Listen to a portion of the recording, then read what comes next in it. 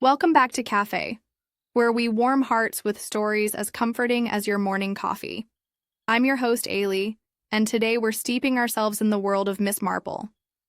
Now tell me, isn't it wonderful how stories bring us together, no matter where we are in this big world? Before we begin, I'd love to know, which corner of the world are you enjoying this story from today? I'm reading every single one. Let's get started.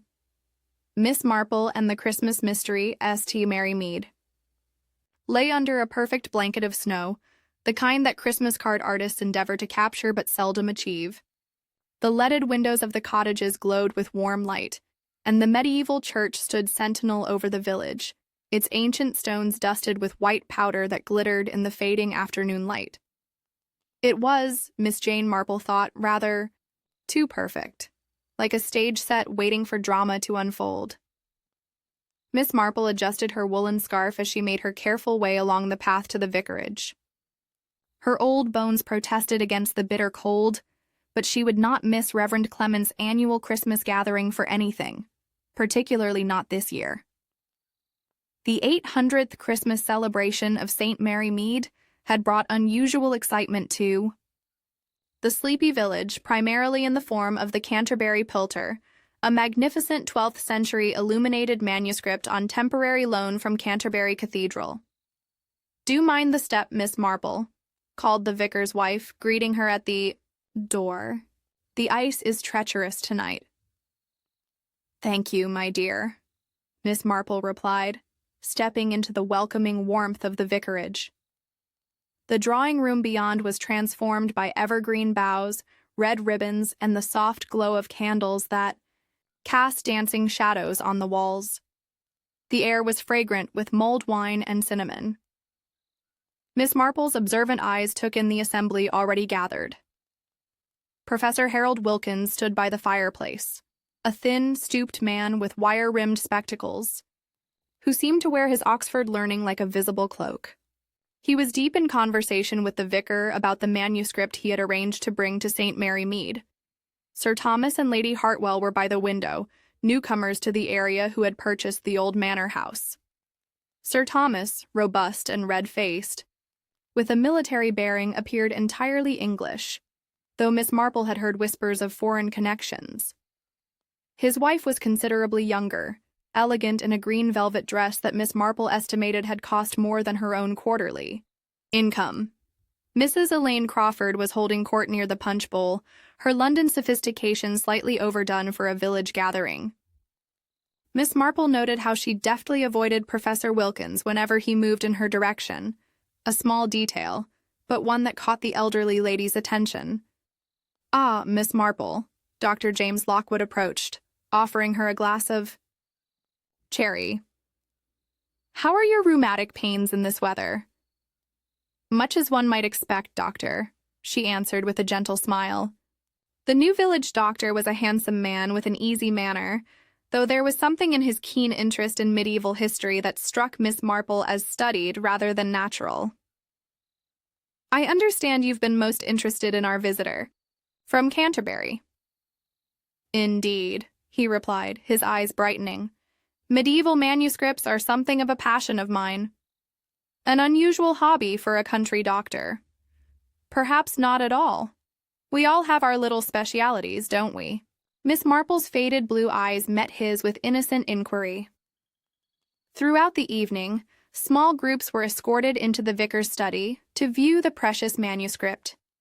Miss Marple observed Dr. Lockwood and Professor Wilkins engaged in what appeared to be a tense conversation near the display case, their voices too low to hear, but their rigid postures speaking volumes. Later, she noticed Sir Thomas examining the manuscript with a level of expertise that seemed curious in a man who had introduced himself as merely a retired businessman. His wife, meanwhile, cast nervous glances toward Mrs. Crawford, who had yet to enter the study at all. As the clock approached 10, Reverend Clement tapped a spoon against his glass. "Friends, before we conclude our festivities, I invite you all to view our treasured guest one final time before it's secured for the night." The assembled guests moved toward the study, but the vicar's puzzled expression as he unlocked the door caused a ripple of concern. He stepped inside, then turned back, his face ashen. "The manuscript," he stammered. "It's gone!" In the confusion that followed, Colonel Bantry, with military efficiency, organized the men into search parties. It was only then that someone noticed Dr. Lockwood's absence. As midnight approached, heavy snow began to fall once more. Miss Marple stood with the vicar's wife at the window, watching the bobbing lanterns of the searchers in the darkness. The village had never seemed so hushed, so expectant. Then it came, a scream that cut through the silent night like a knife. Miss Marple felt her heart skip. Without a word, she reached for her coat. In the churchyard, illuminated by flashlights, and the colored glow from the stained glass windows, a small crowd had already gathered. There, against the pristine snow, lay Dr. Lockwood, his open eyes staring unseeing at the heavens. From his chest protruded what Miss Marple recognized as the ornate letter opener from the vicar's desk, and in his rigid fingers was clutched what appeared to be a single page torn from an ancient text, the Latin words barely visible in the wavering light. Miss Marple pulled her coat closer against the chill that had nothing to do with the December air. She had seen too much of human nature to be truly shocked, but there was something particularly sacrilegious about murder at Christmas, a stain of scarlet upon the season of goodwill that no amount of snow could quite cover. Morning arrived with a pearlescent light filtering through the heavy clouds. The snow had continued its silent work throughout the night. Miss Marple had risen early, her mind preoccupied with the events at the vicarage. She had just finished securing a shawl around her shoulders when she heard the distinct sound of a motor car struggling through the snow-laden lanes of St. Mary Mead. From her window, she observed a police vehicle making its laborious way toward the vicarage. That would be Inspector Craddock, she surmised, a capable man who had worked with her on a previous case and who, unlike many of his colleagues, did not dismiss her observations as the ramblings of an elderly spinster.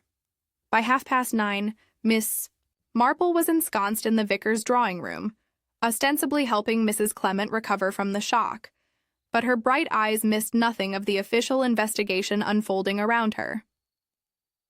"The murder weapon is straightforward enough," Inspector Craddock informed her, having developed a healthy respect for her insights. A medieval letter opener from the vicar's desk, normally kept with his correspondence in the study, the very room from which the manuscript vanished. "And the page found in the poor doctor's hand?" Miss Marple, the inspector, replied, removing his spectacles to polish them. "Professor Wilkins has examined it. He's quite emphatic that it's not from the Canterbury Psalter at all." As if summoned by his name, the professor entered, his academic composure noticeably disturbed. "It's written in a rare form of medieval Latin," he explained, his fingers trembling slightly as he handled the evidence with gloved hands. "The Norman influence is unmistakable. It appears to contain part of a coded message or perhaps an obscure religious text." "How very interesting," murmured Miss Marple, her needles clicking as she knitted steadily. "And Dr. Lockwood, had you known him long, Professor?"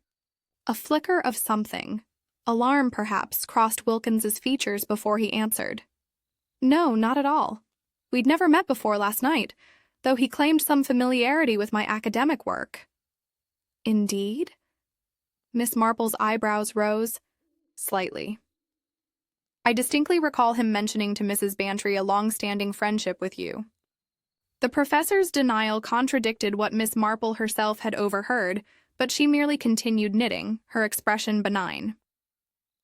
Village gossip, normally dismissed by official investigators, had already informed her that Dr. Lockwood had arrived in St. Mary Mead only 6 months prior, purchasing the practice from retired Dr. Hawke with what many considered suspicious haste and liquidity.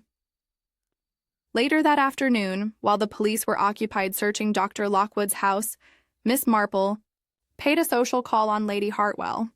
The manor house was impressively decorated for Christmas, though the grandeur had a newly acquired quality that suggested unfamiliarity with old wealth.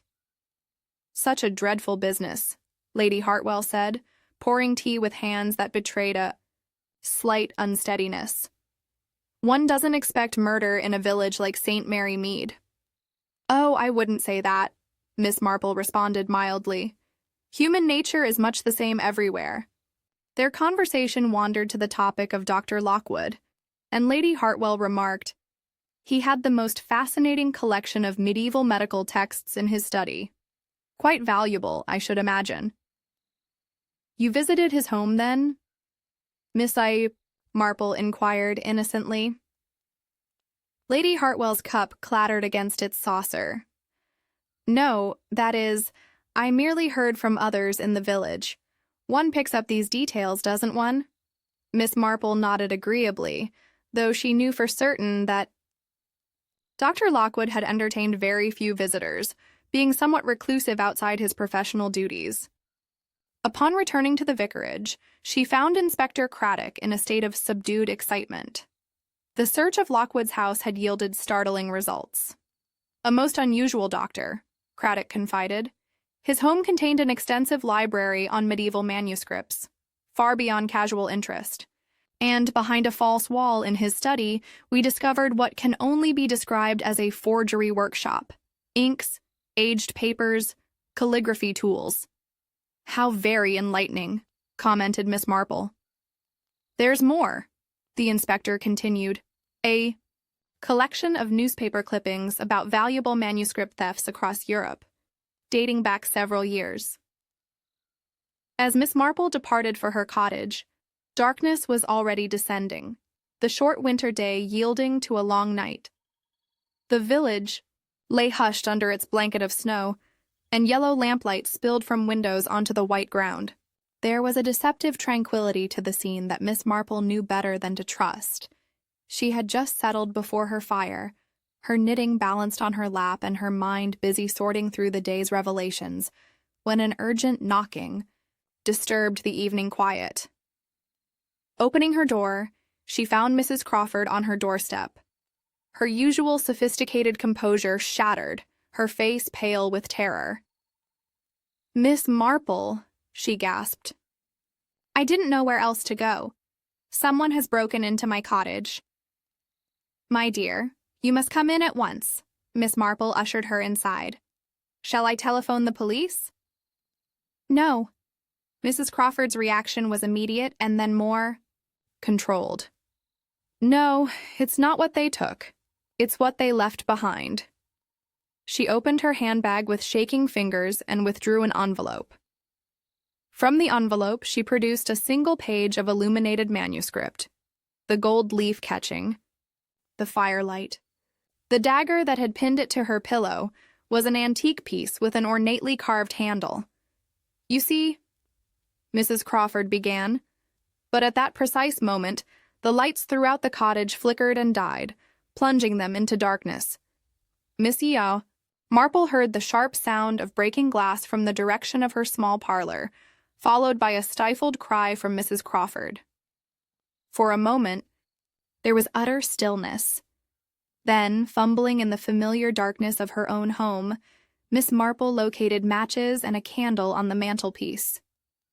As the small flame illuminated the room, she discovered herself to be quite alone. The French windows stood open to the garden, bitter air streaming in, and in the fresh snow lay a single set of footprints leading away into the impenetrable darkness. Miss Marple moved to the window, peering out into the night. The footprints revealed a curious pattern, someone running, but with an odd, halting rhythm. She had seen such tracks once before, years ago, made by her nephew when he had carried an injured friend from a boating accident.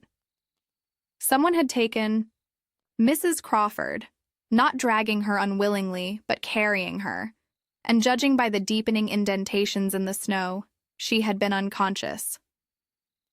Drawing her shawl closer, Miss Marple felt a most unseasonal chill settle over her. The Canterbury.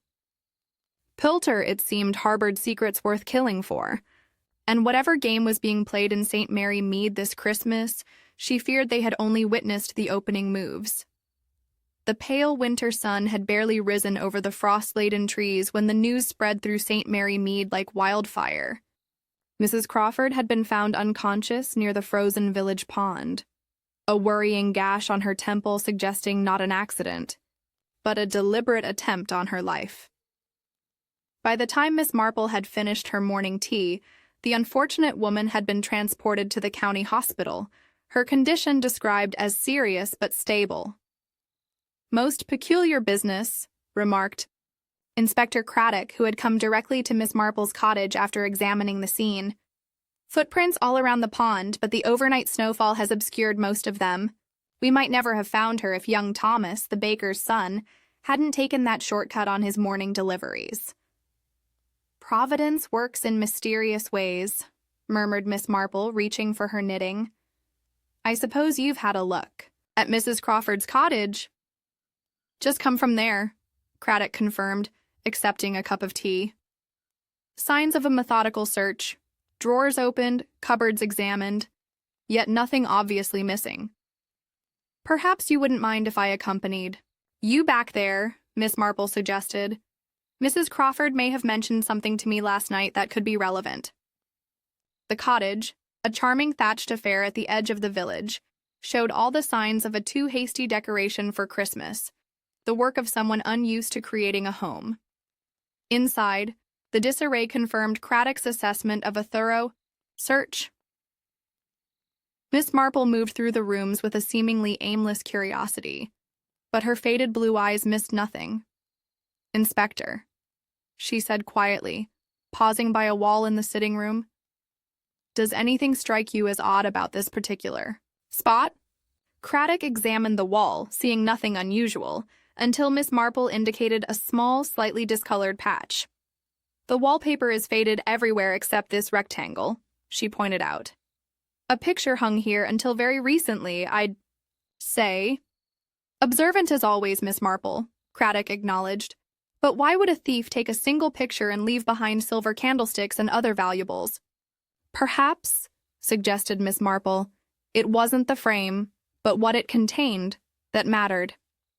As they were leaving, they encountered Sir Thomas Hartwell arriving at the cottage, his manner agitated. Upon learning of their presence, he composed himself quickly. "I came as soon as I heard about poor Mrs. Crawford," he explained. "My wife is quite distraught. They had become friendly, you understand." "Most neighborly of you," Miss Marple remarked mildly. "I wasn't aware they were particularly acquainted." Sir Thomas adjusted his scarf with fingers that betrayed a slight tremor. "Perhaps I might be of some assistance regarding the Canterbury Pilter," he offered, deftly changing the subject. "Medieval history is something of a specialty of mine." Back at the vicarage, Sir Thomas revealed a depth of knowledge that belied his introduction as merely a retired businessman. "Certain medieval manuscripts," he explained to the assembled group. "Inspector Craddock, the vicar, and Miss E. de Marple contained more than religious texts. During periods of upheaval, particularly when the Knights Templar were being persecuted, manuscripts often concealed coded messages or maps leading to hidden relics or treasures." "Are you suggesting the Canterbury Pilter contains such information?" Craddock asked, visibly troubled. "It's certainly possible," Sir Thomas replied. "The manuscript dates from the right period, and its provenance includes several Templar-affiliated monasteries." The village meanwhile buzzed with fresh revelations.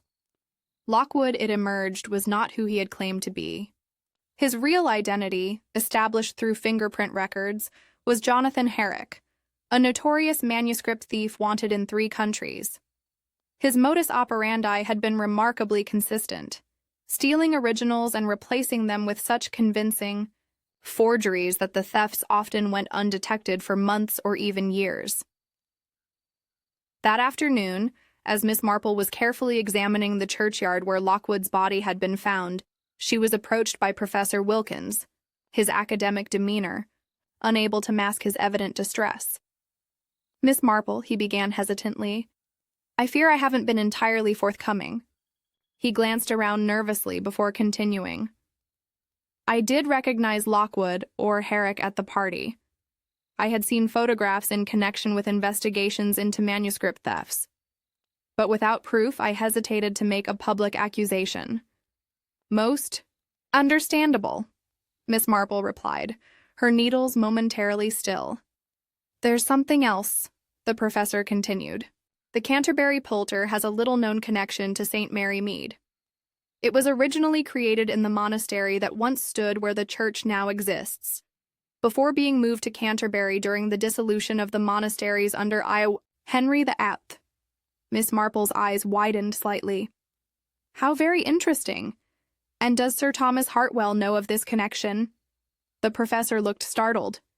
I haven't mentioned it to him. Why do you ask? Merely curious, Miss Marple responded, resuming her knitting. He seems remarkably well informed about medieval manuscripts for a retired businessman.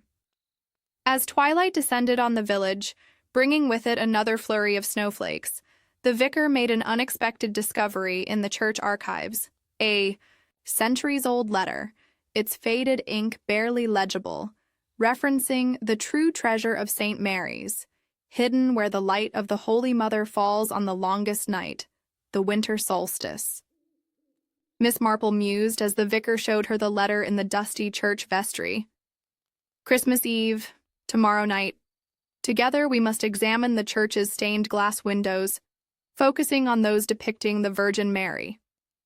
The main window, a magnificent medieval piece showing Mary cradling the infant Jesus, was positioned to catch the last rays of the setting sun on the western wall. It could mean anything. The vicar sighed, the weight of both the missing manuscript and the murder heavy on his shoulders. Perhaps, Miss Marple agreed. But I think we might benefit from observing that window at the specific time mentioned, sunset on the winter solstice. Returning home through the deepening snow, Miss Marple found herself uncharacteristically preoccupied. The pieces of the puzzle were beginning to align, but the picture they formed was still incomplete. There was a pattern here, she was certain. A pattern as intricate as the illuminations in the missing manuscript. After a simple supper, a sudden thought prompted her to return to the church. The December evening was bitterly cold, the sky clear and pricked with stars after the earlier snowfall. As she approached the ancient building, her attention was caught by a flicker of light from within, someone moving with a lantern or flashlight. With the caution born of her years, Miss Marple slipped into the shadows of the yew trees that guarded the churchyard. From this vantage point, she could observe, without being seen. Through the frosted glass of the lower windows, she discerned a figure moving methodically through the church, Sir Thomas Hartwell, working alone, measuring angles from the main stained glass window to various points on the church floor.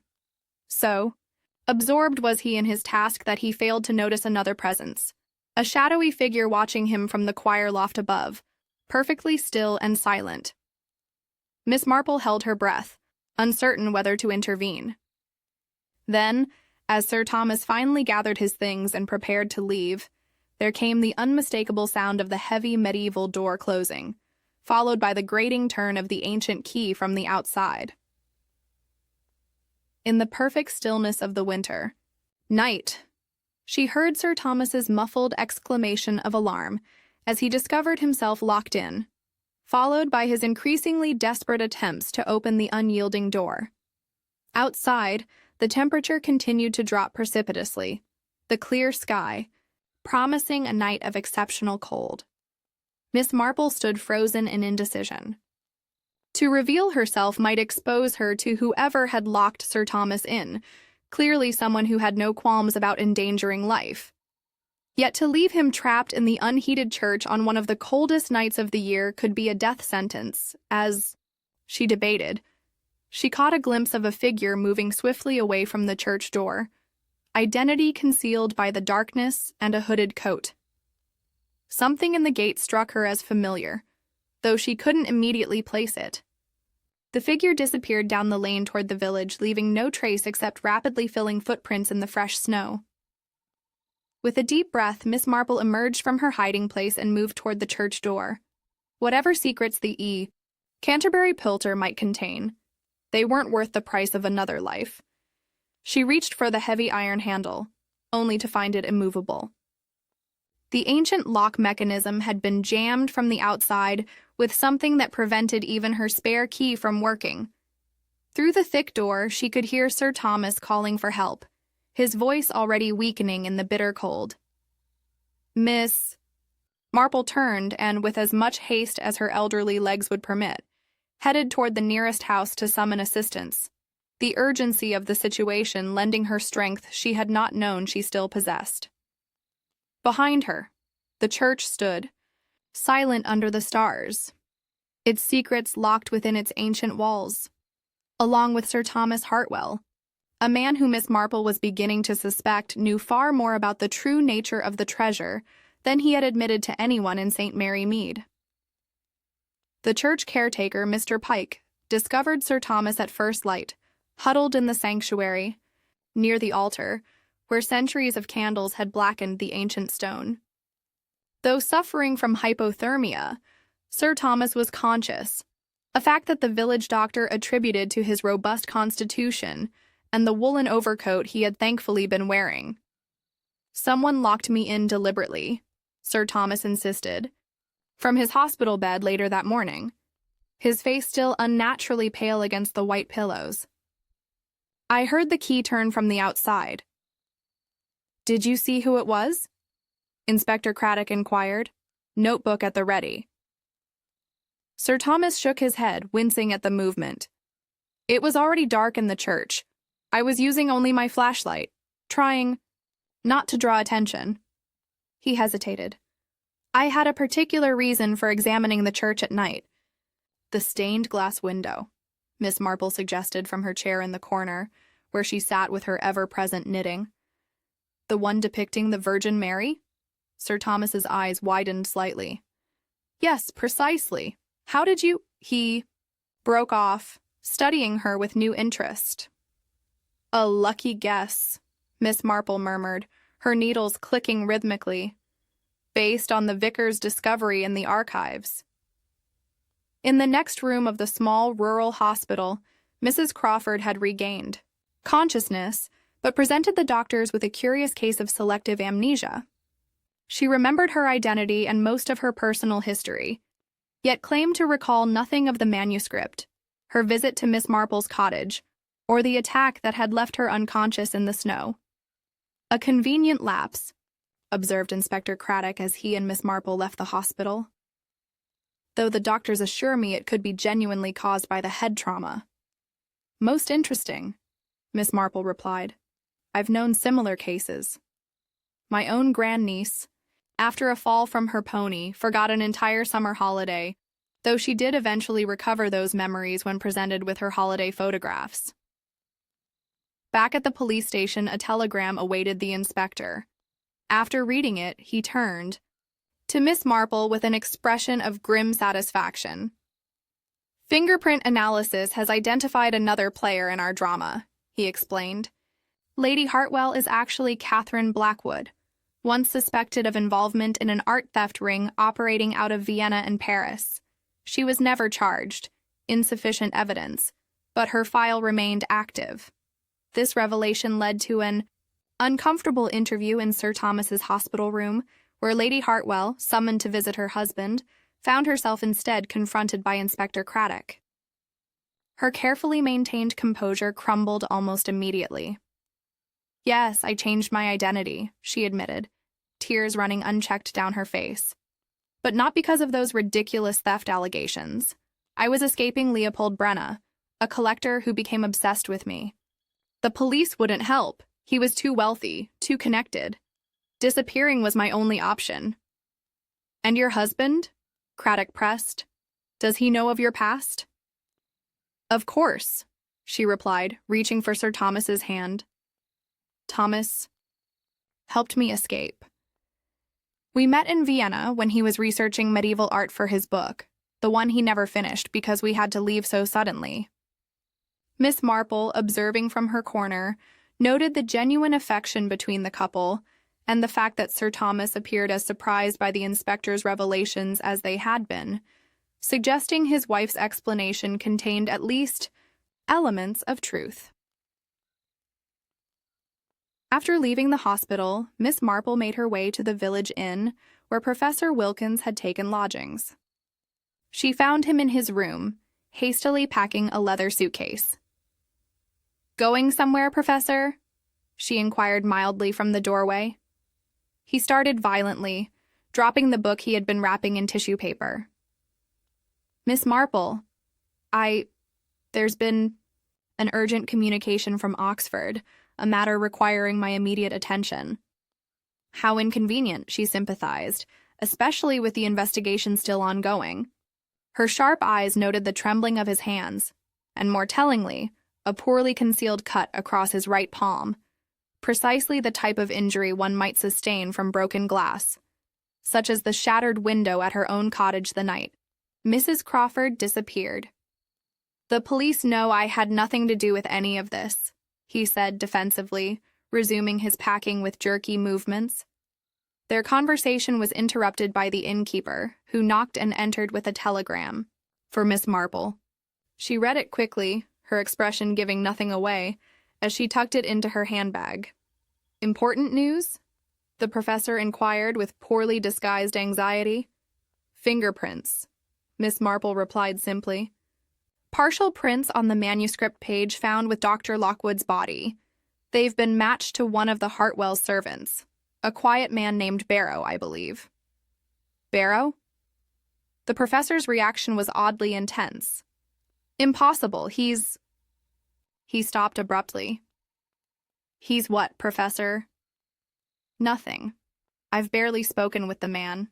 Just surprised, that's all." As Miss Marple departed, her mind worked busily.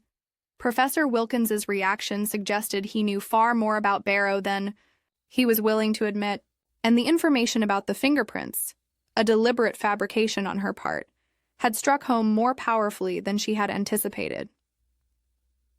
The short December afternoon was already fading into dusk as Miss Marple approached the Bantry estate. For tea, an invitation she had accepted partly out of friendship, and partly because Colonel Bantry's military connections often provided useful information. The drawing room at Gossington Hall was warm and elegantly festive, with holly and ivy, artfully arranged around family portraits, and a magnificent Christmas tree occupying one corner. "This business with the manuscript," Colonel Bantry declared as they settled with their tea, "has all the hallmarks of a professional operation, not your average village crime."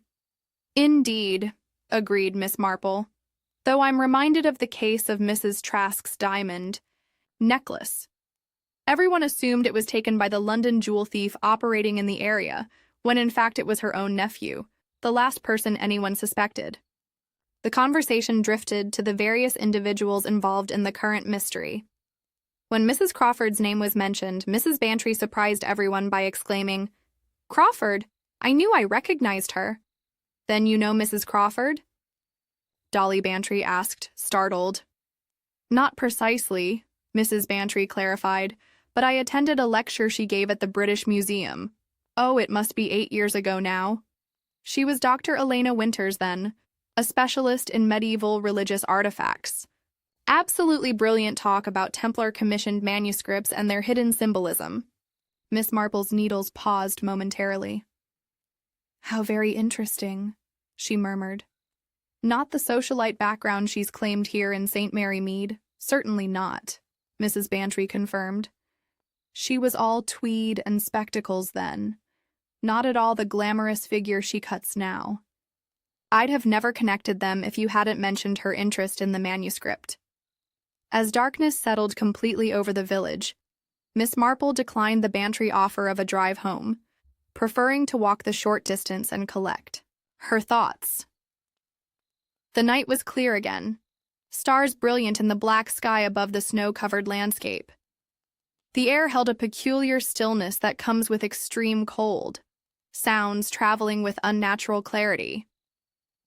She was nearly home when the village church bells began to ring. practicing for the Christmas Eve service planned for the following night. Their solemn tones echoed across the frozen village, a sound unchanged for centuries. Reaching her gate, Miss Marple paused. Something was not right. The cottage windows showed the lamps she had left burning, but the front door, which she distinctly remembered locking, stood very slightly ajar, a thin line of darkness against the white-painted wood. For a moment, she considered seeking help. But curiosity overcame caution. With careful steps, she approached her own front door and pushed it open. Inside, nothing appeared disturbed. In the small entrance hall, the sitting room beyond was exactly as she had left it. The fire now burned, down to embers. Yet something had changed.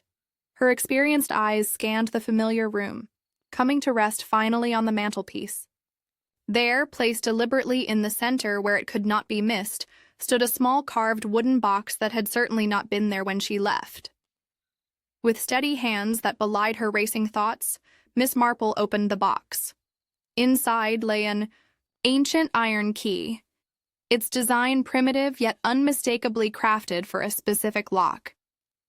Beneath it was a folded note, the paper yellowed with age, the handwriting spidery and faded.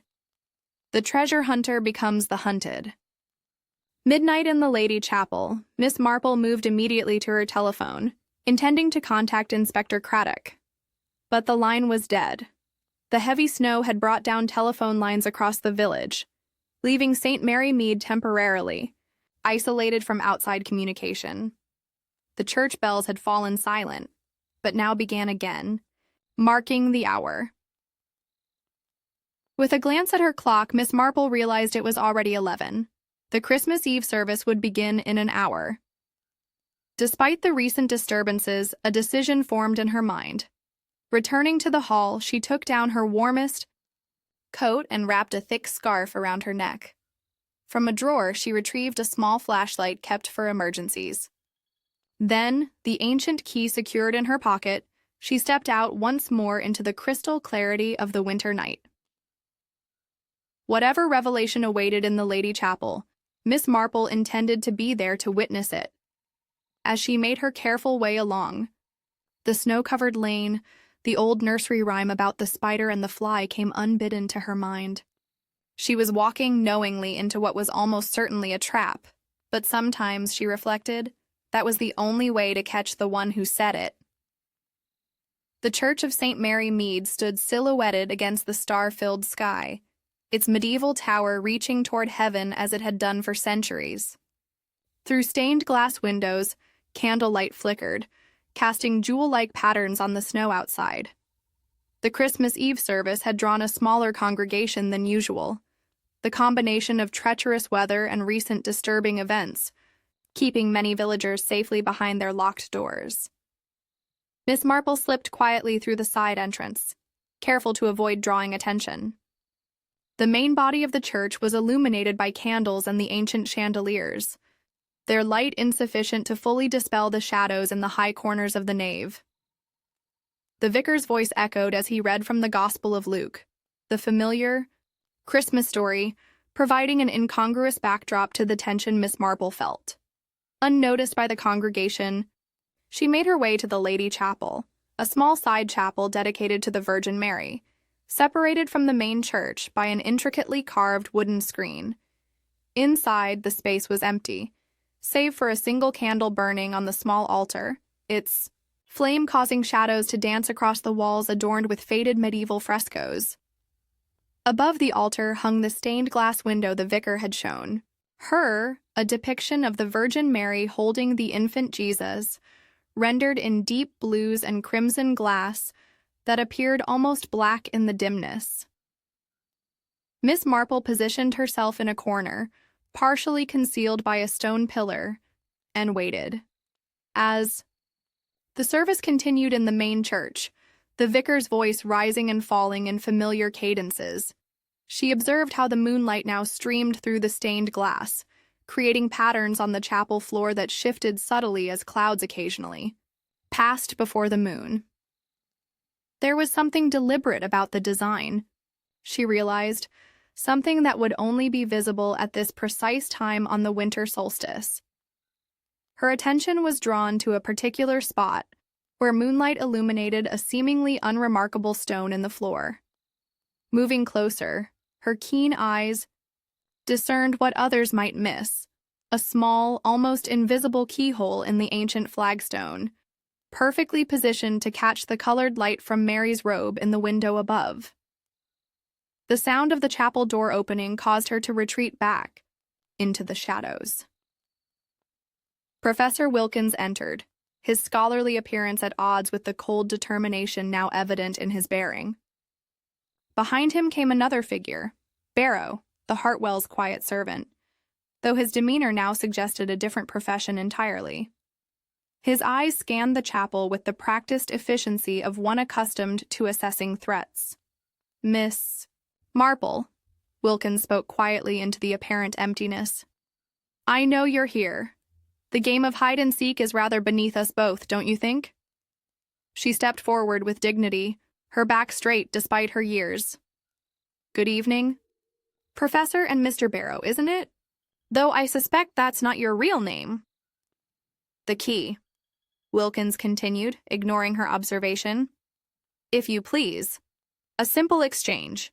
Your life for a piece of metal that means nothing to you, but it means everything to the rightful owners," came a voice from the chapel entrance. So, Thomas Hartwell stood there, considerably paler than usual but standing unaided, his expression resolute. "The Brotherhood has protected the secret for centuries. We won't allow it to be stolen now."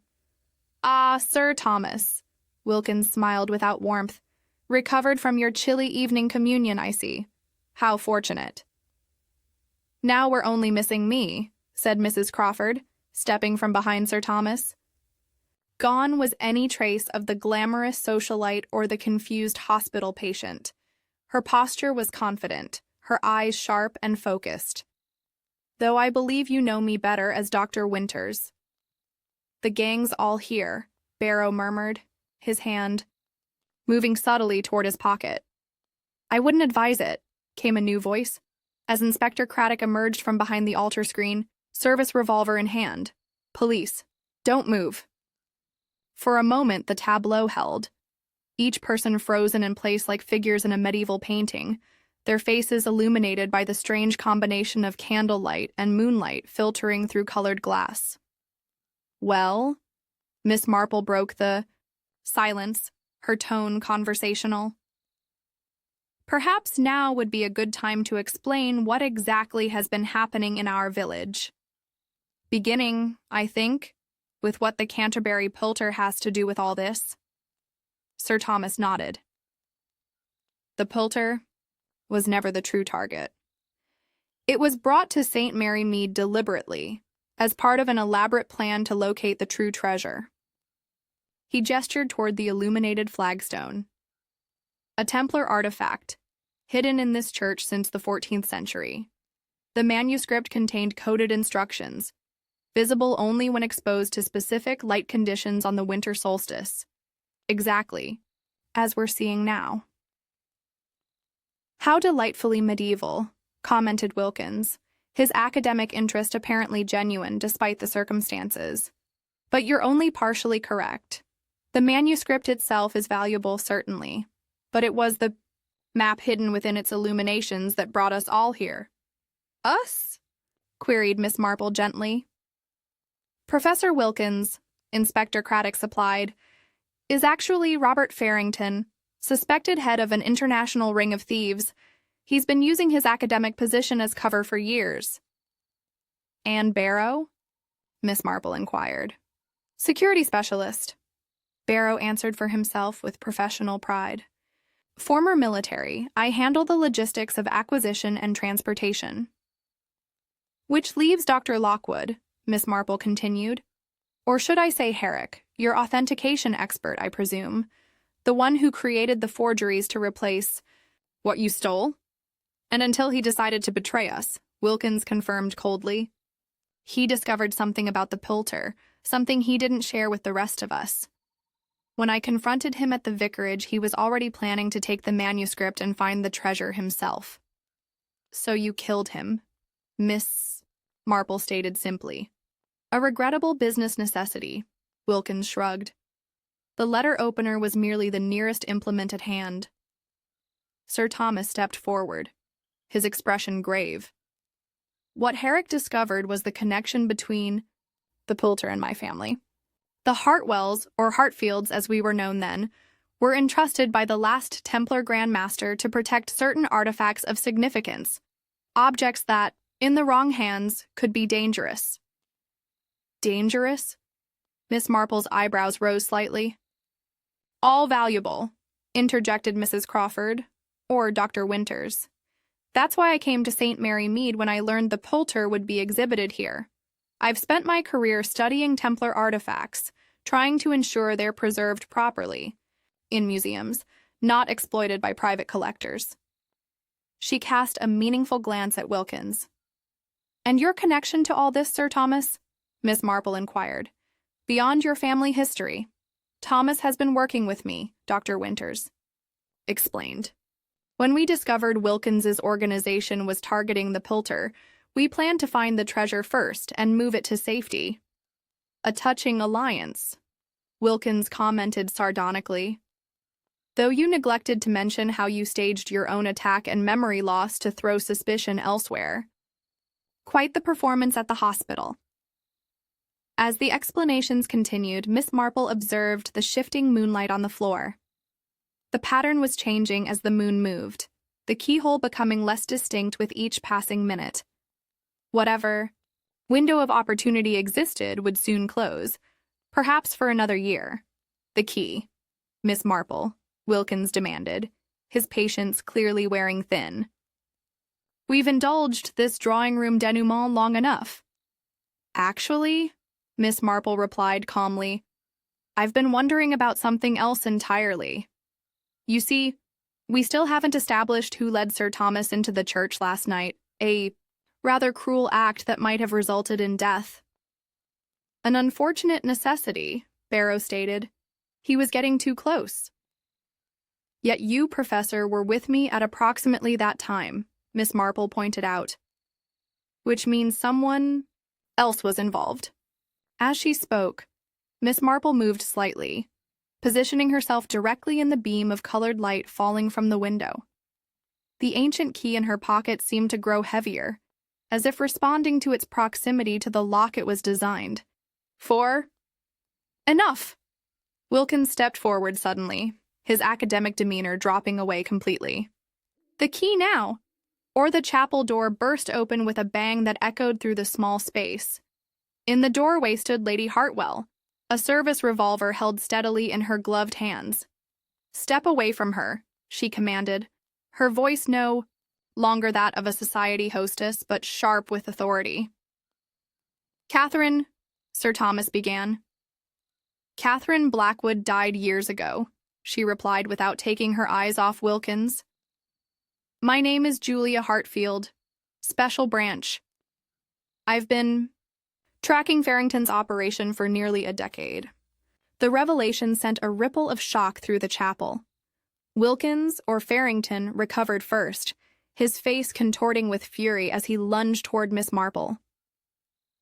In the confusion that followed, several things happened at once. Lady Hartwell fired a warning shot that echoed deafeningly in the confined space. Inspector Craddock moved to intercept Barrow, who had produced a knife from somewhere. Sir Thomas shouted a warning as the ancient floor beneath them seemed to shift suddenly. The chapel was plunged into darkness as the candle was extinguished. Through the stained glass, only moonlight remained, casting strange colored patterns across the struggling figures. Miss Marple found herself pressed against the wall, the key still clutched tightly in her hand. Next to her, someone breathed heavily. Dr. Winters, she thought, though in the darkness it was impossible to be certain. A shot rang out, followed by the sound of breaking glass. Someone, a man, cried out in pain. Then came the unmistakable sound of a body falling heavily to the stone floor. When light was restored moments later, Inspector Craddock, having found and relit the candle, Professor Wilkins lay dead at the foot of the altar. Protruding from his chest was an ornate dagger, identical to the one that had pinned the manuscript page to Mrs. Crawford's pillow. The ancient key that Miss Marple had been holding was now clutched in his lifeless hand, and his unseeing eyes stared up at the stained glass window, where the Virgin's face was perfectly illuminated by the moonlight. Miss Marple surveyed the scene with sorrow rather than surprise. Human nature, she had long maintained, was much the same everywhere, even in places of worship on the holiest of nights. It was only as the inspector began to establish order that she realized Sir Thomas and Barrow were nowhere to be seen, having vanished, as completely as if the ancient stones had swallowed them whole. The days between Christmas and New Year's brought heavy snowfall to St. Mary Mead, effectively isolating the village from the outside world. Roads became impassable. Telephone lines remained down, and the inhabitants found themselves thrown back to a simpler time. Much, Miss Marple reflected, like the medieval period when the church was built and the treasure hidden. In this enforced peace, she had time to gather the loose threads of the mystery, knitting them together with the same precision she applied to the blue wool scarf taking shape beneath her needles.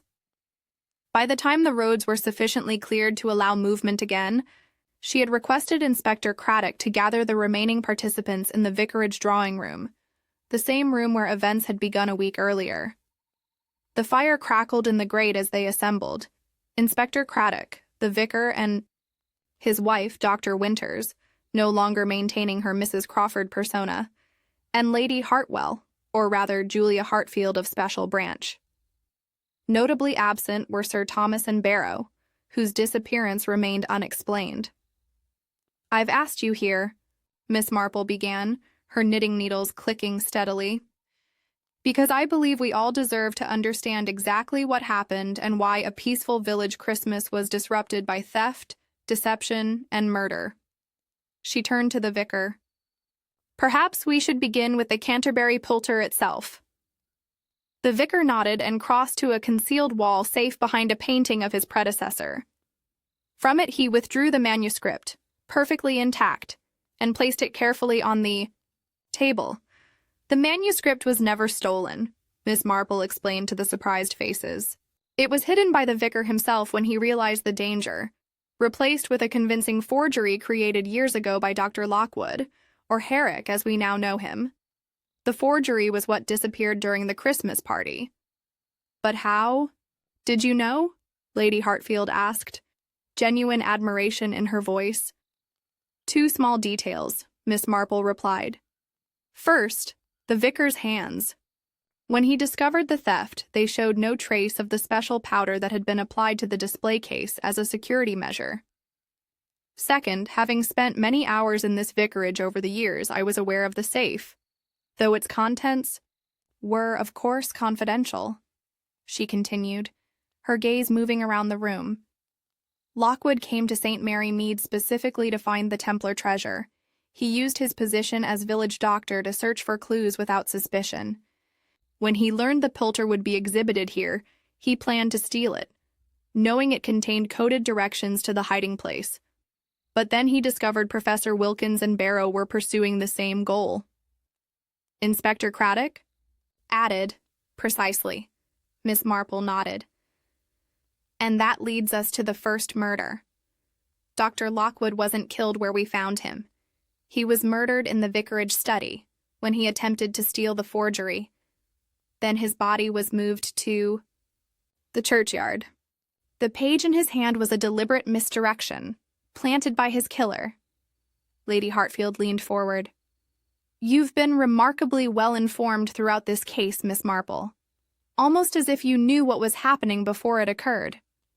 "Not at all," Miss Marple demurred. "I simply observe human nature. Changes very little over the centuries. Greed, fear, ambition. They manifest in similar patterns regardless of the setting." She paused, looking directly at Lady Hartfield. "Your true identity was perhaps the most difficult to discern, though your marksmanship in the Lady Chapel suggested professional training beyond what most society hostesses would possess. The woman acknowledged this with a slight inclination of her head. I've been embedded in this operation for years. Catherine Blackwood's background provided the perfect cover to get close to Farrington's network. When we learned they were targeting the Pilter, I orchestrated our move to St. Mary Mead. She glanced toward the door with a flicker of concern.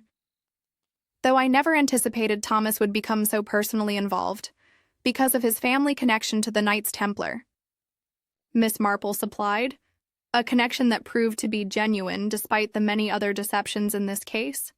Yes, Lady Hartfield confirmed, but part was unexpected. The Hartwell, or rather Hartfield lineage truly does trace back to the Templars. Thomas became determined to protect what he considered his ancestral duty. Which brings us to Dr. Winters. Miss Marple turned to the historian. Your performance as Mrs. Crawford was quite convincing, especially your staged attack and memory loss. Dr. Winters smiled ruefully. Professional necessity. When I realized how many players were converging on St. Mary Mead, I needed to operate with more freedom. A hospitalized victim is often overlooked as a suspect. Yet you were genuine. In your desire to protect the artifacts, Miss Marple observed. Absolutely, Dr. Winters confirmed. These aren't merely valuable antiquities, they're irreplaceable historical records. In the wrong hands, they could be damaged, destroyed, or hidden away in private collections where scholars would never access them. And that brings us to the critical question, Inspector Craddock interjected. What happened to Sir Thomas and Barrow?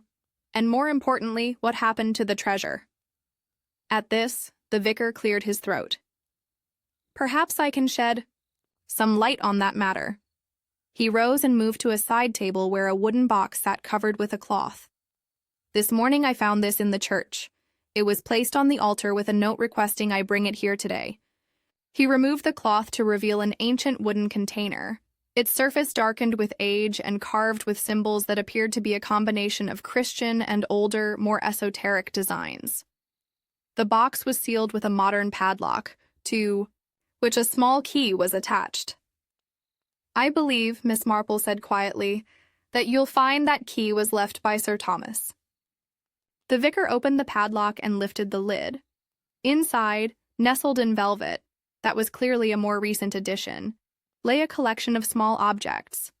A sealed parchment scroll, a medallion bearing Templar symbols, and what appeared to be a tiny reliquary of gold and crystal. The treasure, Dr. Winters breathed, leaning forward with professional interest. Not gold or jewels as Farrington believed, but something far more valuable to historians. Sacred texts and artifacts salvaged during the Crusades. And this, the vicar added, removing an envelope from beneath the box, addressed to you, Miss Marple. She accepted it with a slight nod and opened it carefully. Inside was a letter written in a firm, educated hand. Miss Marple, by the time you read this, Barrow and I will be far from St. Mary Mead. Your perspicacity has earned you the truth. Barrow is not what he appeared. His real name is Martin Fletcher, formerly of British intelligence, now working as a private security consultant for museums, recovering stolen artifacts. He had infiltrated Farrington's organization years ago, just as my wife infiltrated from another angle. The treasures enclosed are but a sample, proof of their existence and authenticity. The remainder have been secured in a location known only to those with the appropriate lineage and training.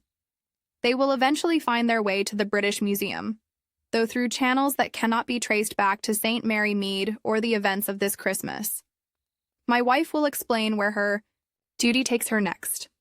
Please know that what appeared to be deception was, in its own way, a different kind of protection, of history, of knowledge, and of those who might be harmed by its misuse. With sincere admiration, Sir Thomas Hartfield. Well, Inspector Craddock said after Miss Marple had read the letter aloud, that answers some questions, though I dare say the full story is more complex than any of us have pieced together. Indeed, Miss Marple agreed. The one mystery remains. Who killed Professor Wilkins or Farrington in the Lady Chapel? In the darkness and confusion, it was impossible to determine. A silence fell over the room, broken only by the crackling of the fire and the gentle click of Miss Marple's knitting needles, which had resumed their rhythm. "Does it matter?" Lady Hartfield asked eventually. "He was a murderer and thief, responsible for incalculable damage to cultural heritage across Europe. Justice matters," Miss Marple replied simply, "even, perhaps especially, at Christmas." Lady Hartfield held her gaze for a long moment before nodding almost imperceptibly. "The official report will indicate that Farrington was killed while resisting arrest, a struggle for Inspector Craddock's weapon resulting in an accidental discharge. An explanation that conveniently absolves everyone present." Miss Marple observed mildly. "Sometimes, Miss Marple, the truth serves nobody. Not the living, nor the dead, nor the cause of justice itself." As the gathering dispersed, the vicar mentioned an interesting footnote to the case. Among the documents in the box was a family tree linking the Hartfield lineage directly to a Templar knight who had guarded these same treasures centuries earlier. "Remarkable coincidence," commented Inspector Craddock. "I don't believe in coincidences," Miss Marple replied. "In my experience, what appears to be chance is often the result of generations of purpose." Later, as New Year's Eve approached, Miss Marple sat in her cottage watching the artifacts being carefully packed by Dr. Winters and a colleague from the British Museum, who had finally managed to reach the village. The snow outside had begun. Again, large flakes drifting past her window in the early dusk. "Human nature doesn't change, does it?" she observed to Dr. Winters, her knitting needles maintaining their steady rhythm. "Greed, loyalty, fear, love. The same motivations that drove people centuries ago drive us still. That's what makes old secrets so dangerous. They're never truly buried, as long as someone remembers them." Dr. Winters looked up from her careful wrapping of the reliquary. "Do you think the full treasure will ever surface?" "Perhaps," Miss Marple replied. "Though I suspect Sir Thomas, or whatever his real name might be, will ensure it emerges only when the world is ready to receive it properly." As the last of the artifacts was secured in a special transport case, Miss Marple moved to her window. The snow was falling more heavily now, already covering the footprints of those who had visited her cottage, erasing all evidence of their presence, just as time would eventually obscure the events of this unusual Christmas. "The greatest mystery," she added thoughtfully, "isn't what lies hidden in the past, but what people will do when that past threatens to emerge. In that way, every old secret creates new ones, like ripples in a pond that never quite fade away." Outside, the church bells began to ring, calling the faithful to the New Year's Eve service. The medieval tower stood firm against the darkening sky, its stones harboring countless secrets accumulated over 8 centuries, some now revealed, others still waiting for their appointed time. And Miss Marple, who had seen enough of human nature to understand both its darkness and its capacity for redemption, knew that some mysteries were perhaps better left unsolved, at least for now. As she prepared to join the village for the service, she reflected that mysteries, like Christmas itself, often contained elements of both the divine and the all-too-human, faith and doubt, greed and generosity, deception and truth, all wrapped together in the endless complexity of human experience. And, in that knowledge, paradoxically, she found a kind of peace.